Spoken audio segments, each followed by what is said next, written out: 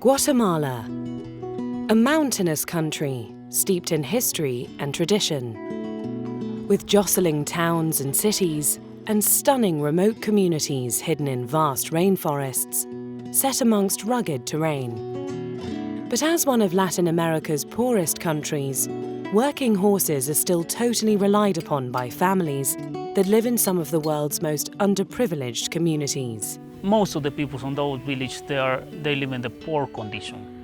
The level, their income is so low. Sadly, all too often the hard-working horses show the signs of the heavy workload they undertake on a daily basis. Most of the problems are seen because of bad husbandry techniques. Also, there's a problem because of malnutrition. Today, World Horse Welfare, in partnership with SABE, a local welfare organization, is running a project to help the horses of Guatemala. We need a lot of help here in Guatemala and in Central America. We need a lot of help.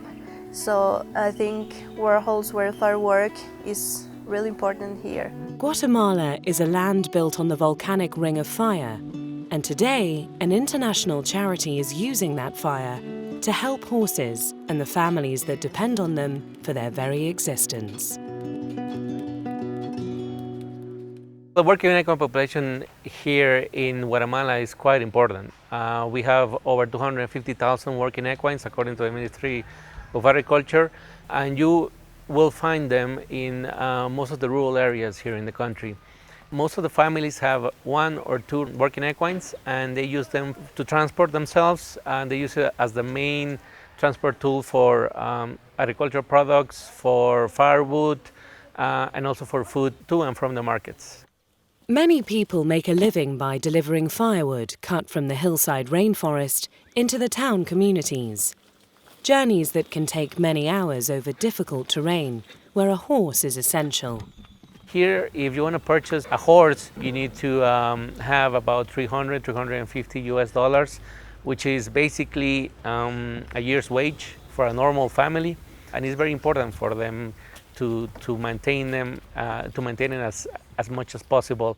These hard-working horses are the most valuable asset for each family, but sadly, all too often they lack the adequate knowledge and the professional support to care for them correctly. Many show signs of the hard lives they live. Main problems that you will see here are lesions, back lesions, hoof problems, especially fungal problems during the rainy season. You find also colics and overall poor body conditions because of poor nutrition, basically.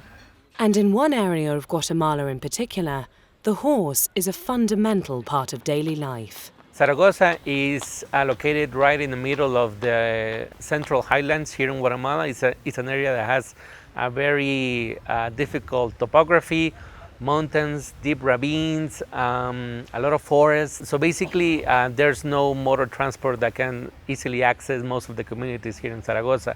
So horses here are basically a necessity for people just to go from one place to another. World Horse Welfare recognized the need to train local people with the skills so desperately needed in the Zaragoza region, but also understood the cultural challenges of working in these communities. The people in the communities, they don't believe on you, or they don't pay attention to you if they don't know you. You cannot come over and just tell, hey, you should do this or that, or treat your horse like this or like that. They're not gonna not even pay attention to you. But if it's people, if you are family or if you are friends, so they are gonna start paying attention to you.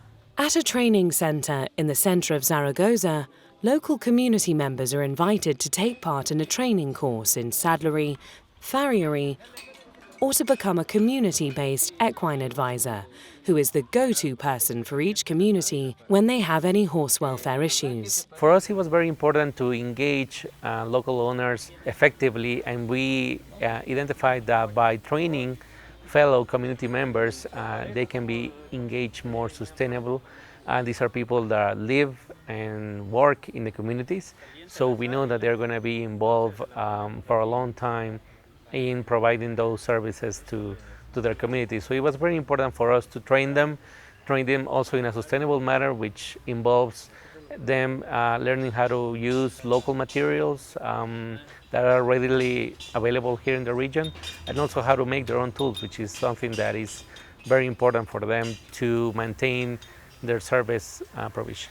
Some of the worst injuries seen on horses are caused by poorly designed and fitted pack saddles, which are laden with heavy goods and then transported from the hills down to the local markets. We are doing a farrier clinic, and we got this case of this horse. This is what happened when they use the old pack saddle. You can see this lesion right here is really bad. The World Horse Welfare Saddlery Team designed a new pack saddle, which means that the loads are better balanced and lifted off the back of the horses. So this is the pack saddle, the one we did in Guatemala, and this pack saddle really helps the horses. Now this horse is free of lesions. His owner, he feels happy too. He can see the difference now with his horse. And some of the students have now set up saddlery shops in their local communities, like Victor Manuel Guerra, who now serves the community of Las Lomas, making and repairing tack for the region's working horses.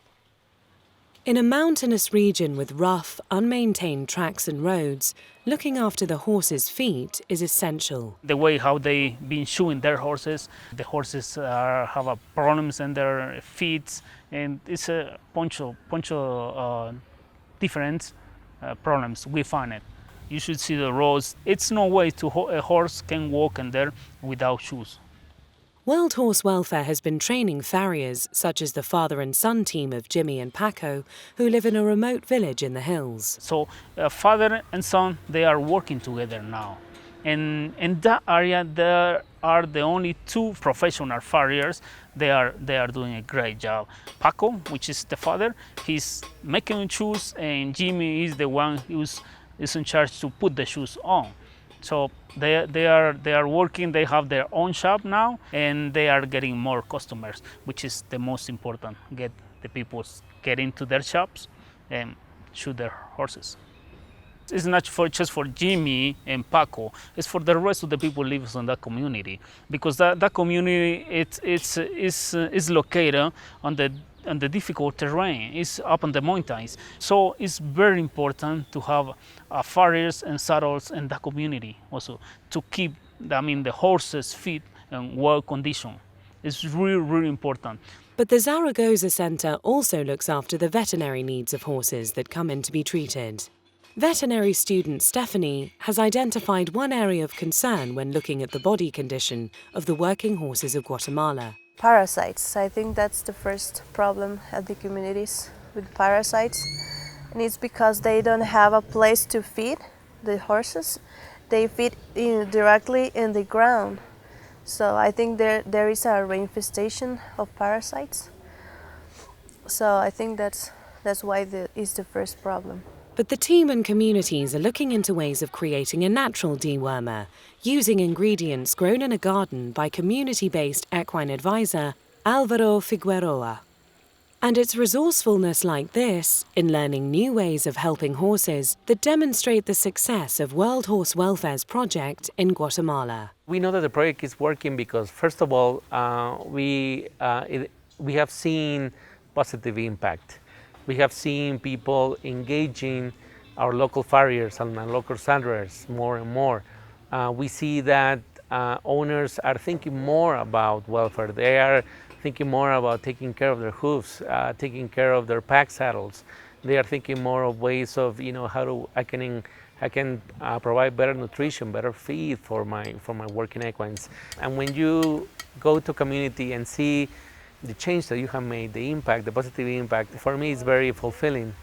Horses are always there for us, and we should be also there for our horses. So it is important to maintain that relationship, to make it better, and to make it long-lasting and sustainable.